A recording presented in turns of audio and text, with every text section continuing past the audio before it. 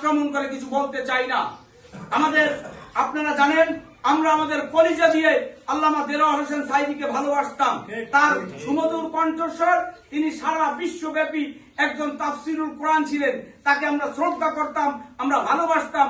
আমরা শুধু ভোট নয়, আমাদের পকেটের পয়সা খরচ করেও নির্বাচন করেছি। বিগত 3টি নির্বাচন তার করেছি।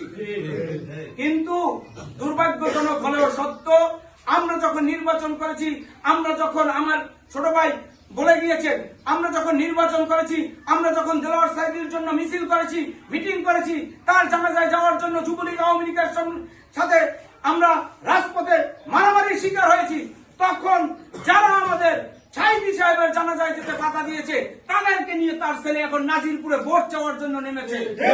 আওয়ামী লীগের পুনর্বাসন কেন্দ্র তৈরি করছে বাংলাদেশ জামাত ইসলাম।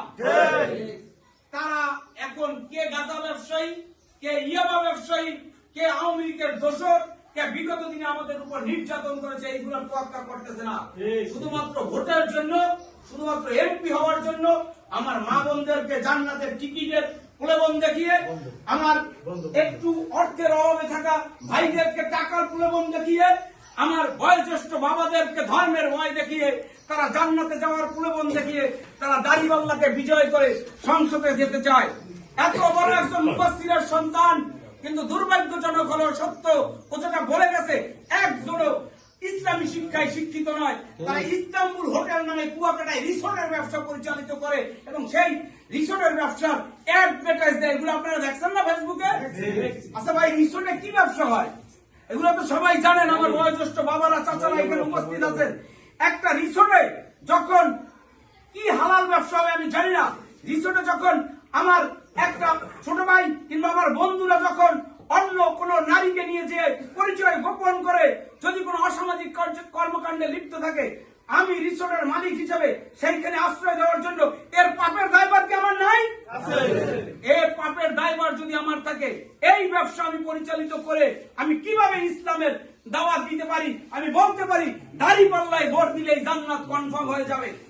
আচ্ছা, দাড়িপাল্লায় ভোট দিলেই যদি জান্নাত কনফার্ম হয়ে যায়, সামাজিক যোগাযোগ মাধ্যমে আপনারা দেখেছেন দাড়িপাল্লা সেই শাপলা কলির সাথে জোট করছে, সেইখান থেকে দাড়িপাল্লা উঠাই দিয়ে শাপলা কলিপতিকে ভোট দেবে, তারা সেইখানে জামাতের লোকজন জান্নাতে যাবে কিভাবে? এইগুলা ভুয়া প্রচার, ভুয়া অপপ্রচারে কান দেবেন না। এই মুহূর্তে একমাত্র জাতীয়তাবাদী পরিবারের দরকার ঐক্য, ঐক্য, ঐক্য। আমাদের ঐক্য আপনার প্রয়োজনে, আমাদের ঐক্য আমার প্রয়োজনে, আমাদের ঐক্য আমাদের এই প্রয়াত খালেদা জিয়ার জন্য, দেশ নায়ক তারেক রহমানের জন্য। আমার নেতা দেশ নায়ক তারেক রহমান বারবার বলেছেন নির্বাচন কঠিন হবে। গভীর ষড়যন্ত্র চলছে ভাই, দেশ বিদেশের, তুরস্ক থেকে টাকা আসতেছে, রাশিয়ার ষড়যন্ত্র, ইন্ডিয়ার ষড়যন্ত্র, আমেরিকার ষড়যন্ত্র, আন্তর্জাতিক ষড়যন্ত্রে বারবার এদেশের খেটে খাওয়া মানুষের জনপ্রিয়তা, জনসমর্থন থাকার পরও আমরা সরকার গঠন করতে ব্যর্থ হয়েছি। এখন জামাত সেই ষড়যন্ত্রে পা দিয়ে বাংলাদেশকে আগামীর আফগানিস্তান, আগামীর তুরস্ক, আগামীর লেবানন বানানোর জন্য এক ঘৃণ্য ষড়যন্ত্রে মেতে উঠেছে।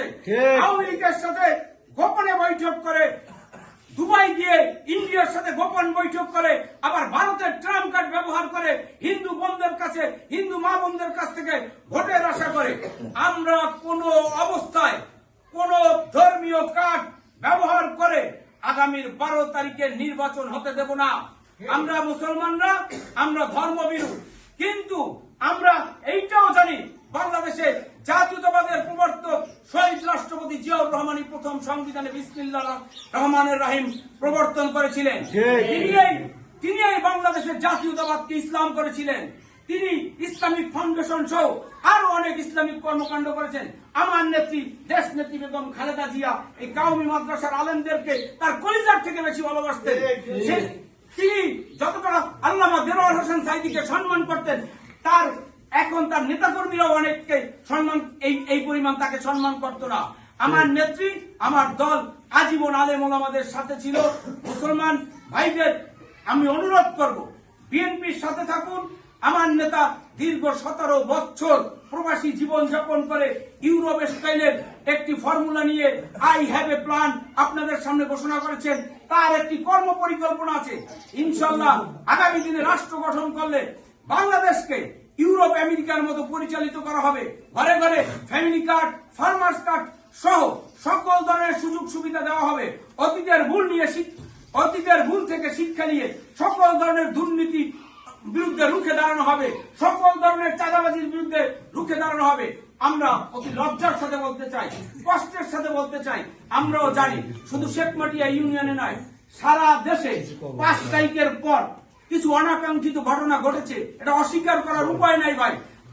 দীর্ঘ 17 বছরের রাত, ক্ষোভ, কষ্ট থাকার পরে এইগুলো তাৎক্ষণিক একটা বিস্ফোরণ হওয়ার পরে সারা দেশে কিছু অনাকাঙ্ক্ষিত ঘটনা ঘটেছে। এই অনাকাঙ্ক্ষিত ঘটনা শুধু নাজিরপুরে নয়, সর্বত্র ঘটেছে। এইগুলা মোকাবেলা করতে বিএনপির নেতৃবৃন্দ সর্বোচ্চ চেষ্টা করেছে, আগামীতেও চেষ্টা করবে।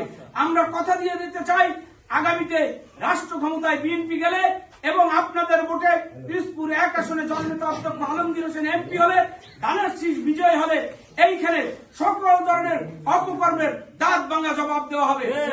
ইনশাআল্লাহ আগামী দিনে সবাই ধানের শীষের পক্ষে থাকবেন। 12 তারিখ সকাল সকাল কেন্দ্রে উপস্থিত হয়ে ধানের শীষে ভোট দেবেন এবং প্রত্যেকে যার যার ঘরে গিয়ে মা, বোন, আপনার স্ত্রী, সন্তানদের, মহিলাদের বুঝাবেন, আপনার ঘরের মহিলাদের আপনি ঠিক রাখবেন যেন কোনো তালিম, কোনো ব্রেন ওয়াশে জামাত দাঁড়িপাল্লায় ভোটটা না দেয়। তাহলেই ইনশাআল্লাহ আমরা আমাদের বিজয় সুনিশ্চিত করতে পারবো। সবাই ভালো থাকবেন। 12 তারিখ বিজয়ের হাসি একসাথে হাসতে চাই। ধানের শীষের পক্ষে থাকেন। খোদা হাফেজ। বাংলাদেশ জিন্দাবাদ।